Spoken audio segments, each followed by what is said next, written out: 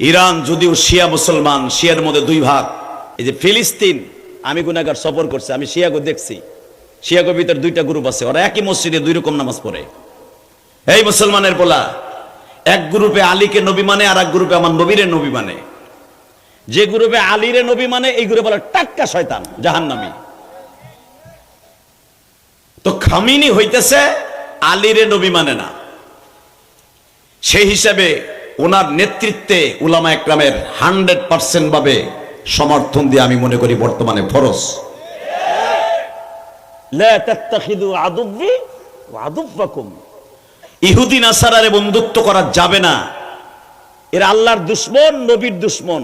ইহুদি নাসারা, Donald Trump, এই পাক্কা শয়তান। এ কি মুসলমানের বন্ধু? আস্তে কথা কইলে লুলয়ে মরবা। তোমার বাংলাদেশে বোমা ফেলবো আমি কয়ে গেলাম আস্তে কইলে। এই মুসলমানের বলা, ডোনাল্ড ট্রাম্প কি মুসলমানের শত্রু না বন্ধু? ওই এমন শত্রু, এই বদমাইশ যতবার ক্ষমতায় আসছে ততবার মুসলমান শেষ করছে। আফগানিস্তান শেষ করছে, কুয়েত শেষ করছে, ইরাক শেষ করছে। ওরে যদি শিয়া মুসলমান ওর বিরুদ্ধে বোমা ফেলায়, তার জন্য দোয়া করা আমি মনে করি মুসলমানের জন্য ফরজ। শুধু একসাথে বলতে হবে, এই মুসলমানের পোলা, ইহুদি নাসারা যেরকম মুসলমানের বন্ধু হতে পারে না, বর্তমান ইরান দেখিয়ে দিয়েছে মুসলমানের পক্ষে মুসলমান কেমনে বেঈমানগুলোকে দাঁত ভাঙা জবাব দিতে হয়। যদি এখন আমেরিকা কোন দেশ ধরতে হয়, ও 7 গ্লাস পানি খাইয়া ধরতে হবে, আর তা না খাইলে 7 বোতল পানি ওর সামনে ধুইতে হইব। কথা কর না কেন? ও প্রথম ভাবছিল ইরান বুঝি ফেসটা, তালের ফেসটা। এখন দেখে ইরান যে বোমাগুলা মারতাছে, এগুলা আমার বাপের কাছেও নাই। সেই 1959 সালের বোমা মারতাছে এখন।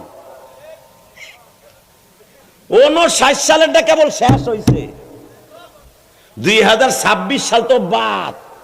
এই যে গত সপ্তাহে মারছে, পরীক্ষা করে দেখে 70 সালেরটা কেবল শেষ হয়েছে। আরো 35 বছর আগে কাছে স্টকে আছে।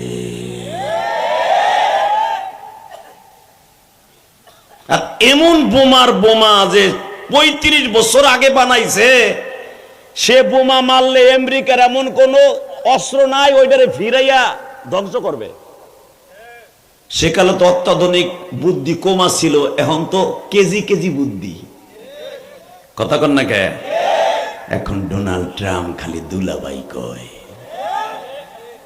মিস্টার জনি কয় জমি, গিয়ার হাট সোয়েডার, বান কেমন, টনি বেলেয়ার না, টনি বিলাইরে পাও ধরে। রাশিয়ার প্রেসিডেন্ট টনি বিলার না, পুতিন বেলালে দিন পুতিন। এই পুতিন রে খালি এখন পাম দিতেছে, আপনি ফিরান। মারহাবা বলেন। যে আমেরিকা ওর জন্মের পরের থেকে কোনোদিন কারো কাছে মাথা নত করে নাই, একটা দেশের কাছে মাথা নত করতে বাধ্য। ঘটনা কে ঘটাইছে? জোরে বলো কে? মুসলমানের বলা কে কে কে? যদি কখনো ইরান যেতে হয় ইসরায়েলের বিরুদ্ধে, বেজরমা ইসরায়েলের বিরুদ্ধে, মুসলমানের পক্ষে যদি কখনো অস্ত্র ধরতে হয়, কোরআনকে বুকে নিয়ে বেঈমানের বিরুদ্ধে অস্ত্র ধরতে কাকে রাজি আছো? আল্লাহকে দুই হাত দেখায়া দাও।